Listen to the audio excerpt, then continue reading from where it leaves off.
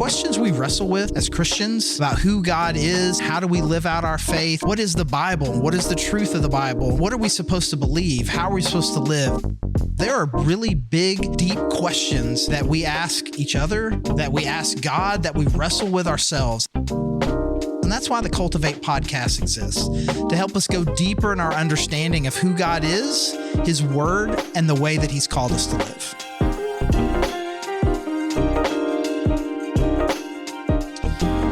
Hey everyone, welcome to the Cultivate podcast with the Grove Church. I'm Charlie Loften, I'm the lead pastor there, and I'm here with Bagel Boone. Have we tried you saying, so I went to the gymnastics meet for Arkansas last week, and I was reminded of our experiment of you introducing our podcast like the announcer voice, and I would like you to do it as Bagel.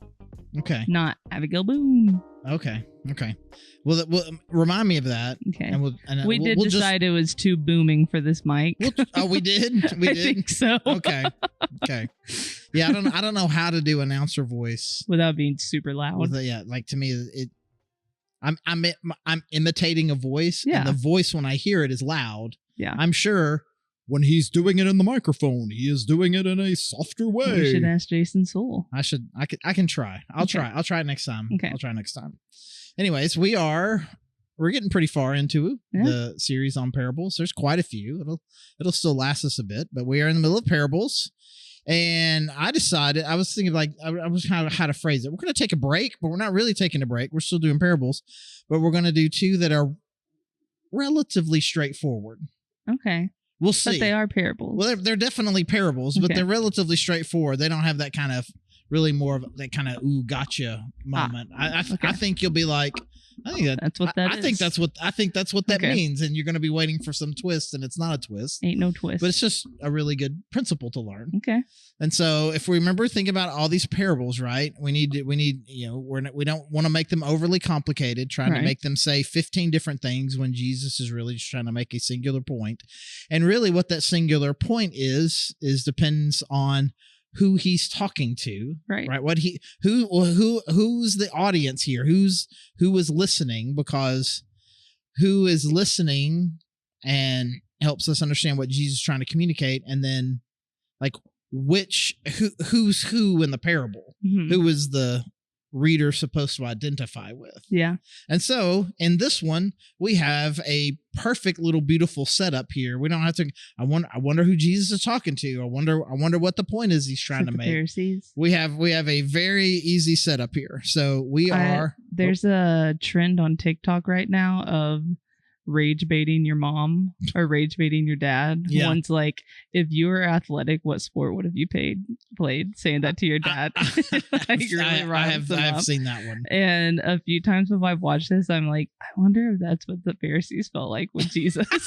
He's just rage baiting. Every now and then one of my adult daughters will send me a text. Yeah. That is obviously from some sort of rage baiter thing. And I forget what it was. I mean, I think the most recent one was one of my adult daughters sent me. I was like, I'm thinking about working on an offshore oil rig or something. Yes, like that one was awesome. Right. But surely you didn't believe it. No, I mean, you can't. I mean, it is possible. I'm not gonna say it is impossible. It would have to be Lauren. It is. Yeah, it was. I'm not saying it's impossible to rage bait me or to trick me. But you're going to have to work a little bit harder than some. It's going to have to be super specific. Dumb TikTok trend. Because I'm not chronically online, but I'm online enough. So you see it. That I see things like that. Right. Or at least can. Yeah. I can sniff it out. Yeah. Some dads really were concerned though. Right. One of my favorites, and now we are way off topic now. One of my favorites is kid, mom and dad in the room, and mom says something and the kid says back to the mom, "Shut up, mom." Yes. To see how the dad is going to react. Yes. It's a joke. Yes. I take it back. There's one right now going around of husband and wife being out to dinner, and the wife's about to order, and she looks at her husband and is like, "Is it okay if I get French fries tonight instead of salad?" And the husband is just like frozen, and he's like, I don't talking to the waitress. I don't tell her what she can. I never. Yeah, whatever you want. It's awesome. So Jesus rage baiting. Yeah. Well, that was like, where did we end up here? Yes. Okay. Luke chapter 7, starting with verse 36. When one of the Pharisees invited Jesus to have dinner with him, he went to the Pharisee's house and reclined at the table. A woman in that town who lived a sinful life learned that Jesus was eating at the Pharisee's house. So she came there with an alabaster jar of perfume. As she stood behind him at his feet weeping, she began to wet his feet with her tears. Then she wiped them with her hair, kissed them, and poured perfume on them. When the Pharisee who had invited him saw this, he said to himself, if this man were a prophet, he would know who is touching him and what kind of woman she is, that she is a sinner. So obviously there's not a parable there yet, but right. That's our setup. So Can I ask a quick question? Yep. So in the past parables, the Pharisees seem pretty riled up about Jesus sitting with sinners. Mm-hmm. Was it like controversial that he was sitting with them? That Jesus was sitting with Pharisees? Was it? Who would it be controversial to? Like, would have they considered him a sinner? I think they were curious about him. Okay. I think that they knew. I think deep down that they knew he wasn't like a sinner, mm-hmm. but there was definitely something off about him. Mm-hmm. But there was also something right about him, and so it really does kind of beg the question a little bit, like, what is the nature of this invite? Mm-hmm. I mean, like by this point in the story, I mean, the Pharisees have definitely set themselves up as antagonists to Jesus. Yes. They're not bros. It's like, dude, you like God, I like God, you teach the Bible, we teach the Bible, we should hang and they're not groovy. Dinner, right? They're not groovy. Right? So they're not bros. And so what is the setup here? Mm-hmm. Right? Why is Jesus invited to dinner? And obviously now the word has gotten out that he's there in the neighborhood to where, likely, like, probably, some sort of prostitute finds out about it. Mm-hmm. And now it comes into the house, which again, now there's just a handful of things that are just difficult to understand about the culture. Like, how did she get in? How'd she get in? Or why would she get in? Like, she probably knew whose house this was. Right. Right. But I mean, so, she must have been like desperate. Right. So there's a desperation there mm-hmm. that is obviously demonstrated by having the jar and pouring it out and the wiping with the hair and everything. You just imagine the setups of these houses are not like what you think of, where it's like, a locked door. Right. And, you gotta knock to come in. I've always imagined like entering a garden. Well, I imagine like this is going to sound like it's almost more like a barn where there's just kind of like the door is just kind of okay. There's not really there is a door, but mostly we're just kind of an archway.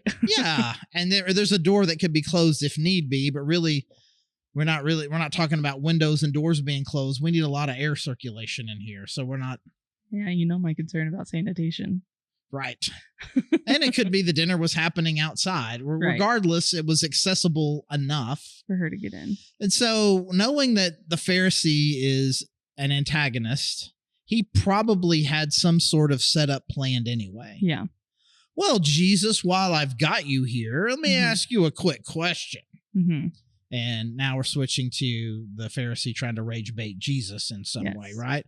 Or just try to trap him in some way. But he doesn't have to. The setup happens organically, at least from Jesus and the Pharisees' perspective, where the woman who has, quote, lived a sinful life, who comes in and does this. And now he looks at it and says, if this guy were a prophet, if he really were close to God, he would know that she is a sinner. And therefore, there's an implication there. I mean, maybe Jesus does know she's a sinner, but the way that he's behaving is showing he doesn't know. Because if he were a prophet, he would know she was a sinner. And if he knew she were a sinner, then he wouldn't be letting her touch his feet. Right. Right? I mean, you can't, right? No. Don't, really gross. It's really gross for you because I will get your sinner cooties. Mm-hmm. It's a cooties vibe for sure. Allowing a sinner to touch me in such an intimate way is condoning it. Again, just kind of, I'm getting, not now, whatever it is you are is going to get on me. Yeah. Right. Maybe have fingers crossed. Maybe if you have fingers crossed, you ever have that back in the day? Oh, of course. Behind your back. Yeah. I didn't know if that's universal, where it's like, well, I try to give you the cooties, but my fingers are crossed. My fingers are crossed. Yeah. Actually, my toes are crossed in my shoe. Yeah. Okay, shut up. Nana boo boo. All right, so it ends with him saying, and we got to make sure we get this part too. Make sure we understand it. Where he says, the Pharisee who had invited him saw this. He said to himself, like thinking. Right. So this is not something that has been said out loud.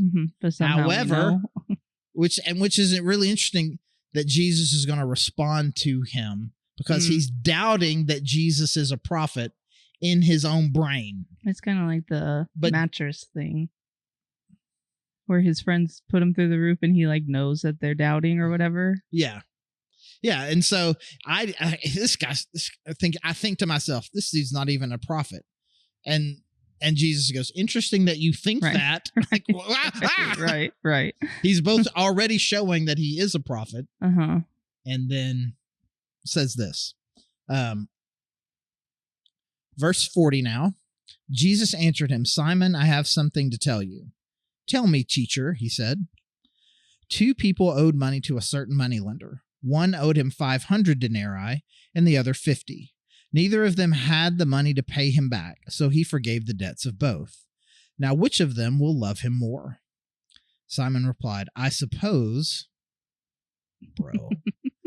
the one who had the bigger debt forgiven.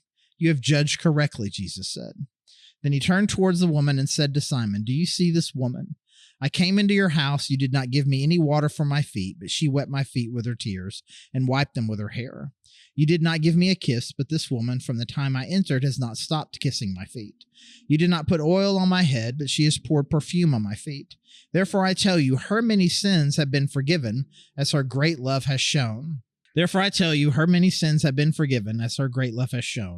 But whoever has been forgiven little loves little. Then Jesus said to her, your sins are forgiven. The other guests began to say among themselves, who is this who even forgives sins? Jesus said to the woman, your faith has saved you. Go in peace. Sometimes whenever I'm reading the Bible, I have a thought, and then that's what the thought is that the Pharisees have, and I'm like, ooh. So what was that here? Like, that's crazy that he said, I forgive your sins. It is. Not doubting that, but like, that was a big statement. Right. And so in the overarching narrative of this story, there's just a lot going on here. By starting with the idea that Jesus is responding to the guy's inner thoughts. Right. And so this feels like a movie moment. This passage that includes the small parable, this passage really is it's a Christology moment. Yeah. We're learning a lot about Jesus, who can respond to thoughts in your head, who forgives sins, etc. Right. And him just kind of, and the contrast between Jesus and the Pharisee. So we can get to kind of some of those broader ideas, but let's just kind of focus in on the parable. Okay. 2 people owe a denarii. Right. What was it? 50 and 500? Is that what it is? Yeah. And one owes 500. For our, essentially, that's, when you hear denarii, just write this down in your brain. Just think of a day's wage. Okay. How much you would make in a day. Okay. So 50 is like, almost 2 months worth of. Oh, okay. 2 months worth of work. Okay. And then 500 is a year and a half. Yeah. So one person owes a month and a half's worth of salary, 2 months worth of salary, and the other person owns a year and a half's worth of salary. People in parables are horrible with money management. Well, the 10,000 talents guy, he's crazy. But if you imagine yourself where you're in an oppressed society, and maybe you have a large family or something like that, you're having to take in a disabled uncle or aunt, or you're having to take in your parents, and really only one of you is able to work, then 1 day's wage is not gonna get you by. It's not gonna get you by. Yeah. And so you're hoping things will turn around and maybe something will happen, but it costs more than a day's worth of wages to keep your family going. Yeah. And this is just kind of the way these systems work. I mean, this is going to sound more political than I mean for it to, but it's like, we're only going to pay you this much, but we know that it costs you 1.5 times that to be able to live, which now you'll come to me, the person who's paying you, because I've got money. You're going to come to me and have me ask for more, which I will, quote, lend to you to the point to where at some point then I'll collect the debt. You can't pay me back, and now I own you. Now you can do the same amount of work for me and I don't have to pay you at all. Yeah. It was not sad. It was not a good society. No. So anyways, so we got 2 people, one who owes him a couple months' salary, one who owes him 1.5 years worth of salary, and they can't pay back, and the person that owns the debt just forgives them and says, and he's like, ask the Pharisee, well, who is going to be more grateful? Yeah. No, it says who's going to love him more. Okay. That feels big. That is big. That's big. And then his response is great. I suppose the one who had the bigger debt forgiven. Yeah, that's like your little kid that is learning a lesson, and they're like, oh, I don't want to say what, Dad. I want to say he's right. I guess. Yeah. Yes. I guess I should forgive my sister. Yeah. Yeah. Okay. Yeah, okay. And so then Jesus, hey, you're actually correct. And then he kind of explains the point, which I'm now going to ask you to explain to me. So how does he then take that parable, and what does he teach the? Well, it's basically like the rituals of welcoming someone, and like he didn't do anything to host, right? Like at all, seemingly, and kind of felt like a bait and switch invite. Right. But then the other girl was just like, couldn't get over like a insane amount of humility of being in his presence and going. She didn't have anything to offer as a ritual to welcome him, but still did anyways. Yeah. So she, look at all of what she did, the way that she has shown this love towards me, and you haven't done any of that. And she has nothing to give. So maybe I lied. So this is where we kind of maybe get kind of a bit of an aha moment from, because it's pretty it's pretty straightforward. If the idea was you got somebody who sinned a little versus someone who sinned a lot, this person is going to be more grateful, or again, as Jesus says, going to love them more. The Pharisee, which one of those people does he identify with? That one. Neither one. Oh. Certainly not with respect to his relationship with Jesus. Yeah. Jesus, even if I am, I don't think of myself as a sinner. She's a sinner. I'm not a sinner. I don't think of myself that way. And second, even if I am a small amount of sinner, what does that have to do with what's happening here? You're just some dude. Yeah. You're just a dude, and she's wiping your feet, and that's kind of weird and overly intimate, especially from someone who is a sinner. And like, what is, like, even if I do need to be forgiven, doesn't have anything to do with Jesus. Yeah. Like, I mean, yeah, okay, if we're talking about God, maybe, but we're not talking about God. We're just, what does that have to do with our relationship? Which then Jesus immediately goes to her and says, I forgive your sins. And then he is establishing himself with that Pharisee and everybody in the room. That's why that parable makes sense, because she is showing her gratitude of the grace that me as the Son of God is extending. She's you have not shown any of that. It's not only just because he imagines himself as a maybe a small s sinner at best, but probably not even thinking of himself as needing really any sort of level of forgiveness at all, but also does not recognize at all the person sitting next to him as the one who is the arbiter of whether or not I'm there's assuming forgiveness. From their question of who is this guy to forgive sin, like they saw that as like a deity type statement. Yeah, that only God can forgive sins. Okay. This is not a They did not have, I mean, even though that, we use the same word priests or whatever, this is not kind of a pre-Catholic system where the priest can forgive sin in some way. Mm-hmm. The priest would be able to tell you, okay, you have committed these sins. If you want God to forgive you, you need to follow these steps, and they follow these steps and do the certain sacrifices. But then then the priest doesn't then come in. Okay, well, based on this now, your sins are forgiven. Yeah. That was not for the priest to declare. Only God can forgive sins. Yeah. And so at a minimum, Jesus is claiming so he's not even unique relationship with God. He's not only considering them a sinner, but he's also like, but I'm also above you. Yeah. Yeah, and yeah, so what he's doing here with this Pharisee, he's not just simply saying, okay, you guys both recognize me as having the power to forgive sin. You've only been forgiven a little bit, so you're only a little bit thankful to me. Mm-hmm. She's been forgiven a lot, so she's a lot thankful to me. I mean, like, and so to now his, I suppose, kind of makes a little more sense. Yeah. Who's going to be more grateful? I suppose. Right. But he's not attributing that. But what does this even have to do with you and her washing your feet? Mm-hmm. Okay, she's grateful that God has forgiven. Theoretically, someone like that, if they've been forgiven, would be very grateful. But has she been forgiven? And if so, still, what does that even have to do with you? Mm-hmm. And so on its very surface level, the parable is pretty straightforward. Mm-hmm. People who've been forgiven a lot will love more deeply. Mm-hmm.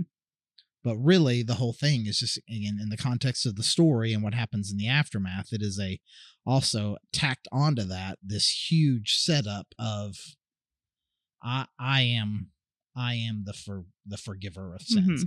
Your sins are forgiven, and you are sinful.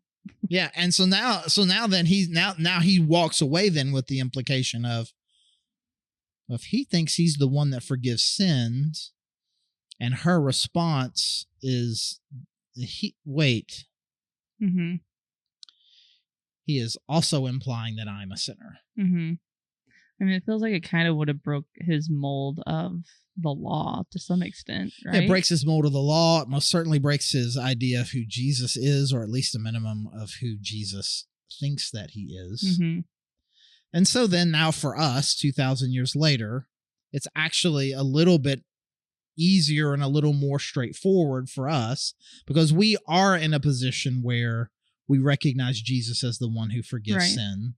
And when we get all judgy about, I can't believe they let that person come into this church. I can't believe they let them worship. Do they not know? Like, and this has happened several times in the history of the Grove where someone with a known reputation mm-hmm. comes in, or they come in such a way where it is very obvious that they have or practice a certain type of sin. And it can become, scandal's not the right word, but it become a thing where people come to me, did you see that couple was there? Like, yeah. I did. Or in the case of kind of some larger scale things, I'll get a call from somebody from another church. I hear so-and-so visited your church today. It's like, oh, yeah, maybe I think I met them. Well, do you know? Like, okay. Yeah. Right. And so we can very easily place ourselves in the position of the Pharisee where it's like, there is a certain amount of sin where ostracization is appropriate. Right.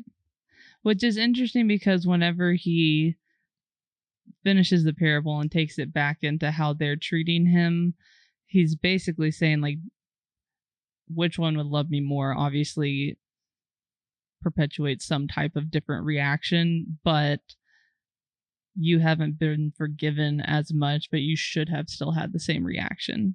Yeah. Like, doesn't matter what great sin, you should be propelled to respond in the same way. But again, the Pharisees' reaction to it would be, you're not involved in that transaction at all. But reaction. For us, we're like, but I think then we need to take it, and then we'll take it another level and be like,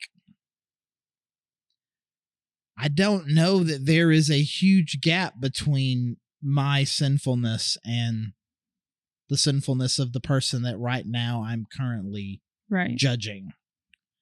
I mean, just take all the anger that exists out there in the world between one group and another, and we're better and you're better.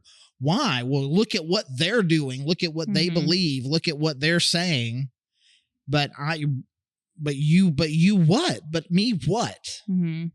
I mean, it's just some people wear their sin in a more obvious way, and some people may be sinning in a way that is also in Christian society viewed as worse. Right. You know, which is just such a focus on the sin, though, and not a focus on the person who's holy and like you could compare all day long, but it's kind of a big mystery of how God sees it all the same, you know, because there are some that's like, well, surely that is worse, but it's like he sees pride and anger as the same thing, but it's like you're focusing on the sinner, not the person who has forgiven much. I think poison is a really good metaphor. Mm-hmm. How much poison needs to be in your drink before it's bad? Yeah. I mean, if 3 drops will kill you, what's the difference between 3 drops and 10 drops? Right. You've got 3 times more poison in you than I do. Well, it's killing you either way. Yeah. And and again, I think the reality of it is, I mean, it's the gap between you and a holy God, and that gap is insurmountable. Mm-hmm. And so we should not be comparing on relative scales anyway.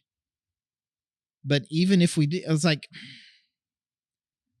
I should always be the grateful one, because it begs the question. And again, this is not necessarily something the Pharisee is going to take away more of a Christology, right?